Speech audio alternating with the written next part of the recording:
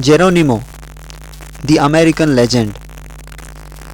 Geronimo was born in about 1829 in Arizona, southwest USA. He was a member of the Membreno Apache tribe, and his Apache name was Goyantle. Spaniards called him Geronimo.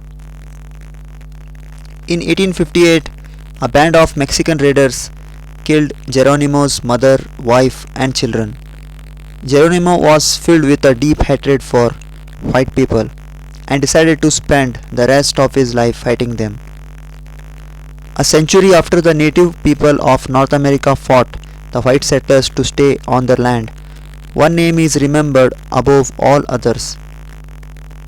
As a fearless warrior, Geronimo had no equals. In his early 20s, he lost his entire family to Mexican raiders, and he determined to fight to safeguard his Apache way of life. Only in old age, defeated by the superior arms of the US government, did he surrender, ending his days as a wealthy farmer revered by people across the USA. The Apaches lived among the arid mountains and deserts of southwest USA. Because their land was unsuitable for farming, they earned a living hunting and raiding for food.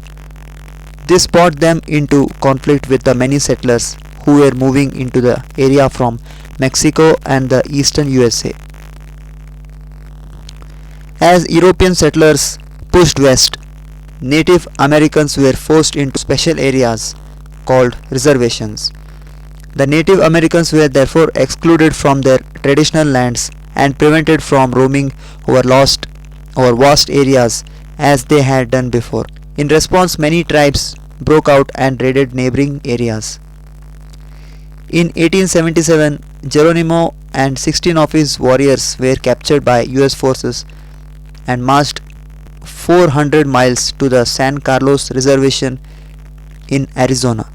The new reservation was brutal and corrupt, with suppliers making vast fortunes at the expense of the native inhabitants. Many resentful and half-starved Apaches left the reservation to go on raids. US officials tried to reform the San Carlos Reservation, but the Geronimo and his followers continued their raiding. Overwhelmed by the superior force of the US Army, Geronimo was forced to surrender in 1886. Geronimo was a skilled warrior who many times had to fight for his life. With only a small group of followers, he managed to pose a threat to large number of US law enforcers. His ability to move quickly and quietly across the land, thus avoiding direct detection, created great fear among local settlers. If he was followed, he and his men would split up. Their understanding of the country enabled them to vanish into the bush.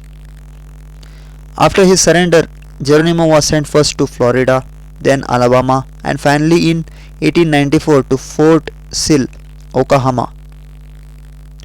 He sold Native American handicrafts, became a farmer, adopted Christianity, and appeared at the 1904 St. Louis World's Fair and in President Theodore Roosevelt's inaugural parade in 1905.